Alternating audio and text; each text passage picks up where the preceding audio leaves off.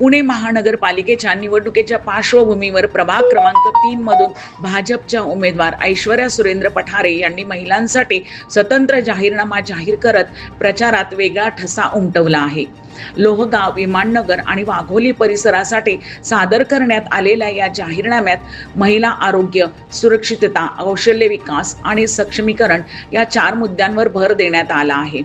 या प्रभागात भाजपाकडून ऐश्वर्या सुरेंद्र पठारे, डॉक्टर श्रेयस प्रीतम खांदवे, अनिल दिलीप सातव आणि रामचंद्र दत्तात्रय दाभाडे हे उमेदवार निवडणूक रिंगणात आहेत। 100 दिवस 100 कामे या संकल्पनेतून महिलांसाठी ठोस आणि प्रत्यक्ष अंमलबजावणीवर भर देण्यात येणार असल्याचे ऐश्वर्या पठारे यांनी स्पष्ट केले आहे।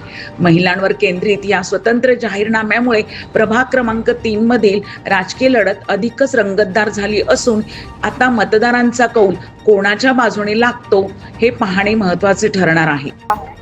आज आम्ही राजमाता जिजाऊ आईंच्या जयंतीनिमित्त राजमाता जिजाऊ संकल्पनामा असा एक महिला जाहीरनामा सादर केला आहे।